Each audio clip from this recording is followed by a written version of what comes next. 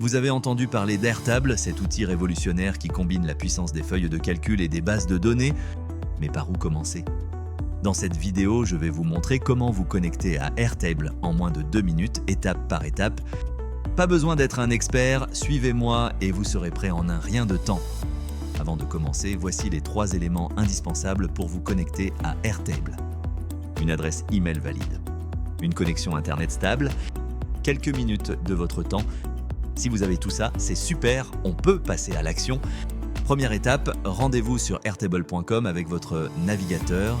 Cliquez sur le bouton Sign up for free. Comme d'habitude, le must pour moi, c'est de se connecter à l'aide de son compte Gmail. Je vous encourage à le faire. C'est tellement plus simple. Pas de mot de passe à se souvenir et une centralisation des abonnements sur une seule adresse. Pour la suite, il suffit simplement de donner quelques informations sur vos objectifs d'utilisation. Et voilà, vous êtes connecté. Ici, j'ignore ces étapes, car je préfère commencer d'une base vierge. À votre première inscription, vous bénéficiez de 14 jours du forfait Team qui permet entre autres d'utiliser des outils supplémentaires, mais pas indispensables. Bienvenue sur Airtable, voici un aperçu rapide de l'interface. À gauche, retrouvez vos bases de données existantes ou créez-en une nouvelle.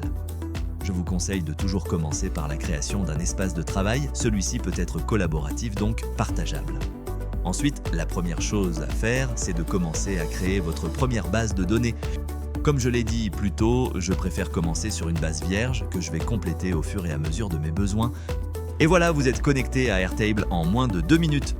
Maintenant, lancez-vous, créez vos premières bases de données et organisez vos projets en toute simplicité.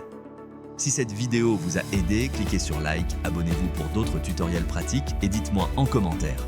Qu'allez-vous organiser en premier avec Airtable? Je suis curieux de lire vos idées.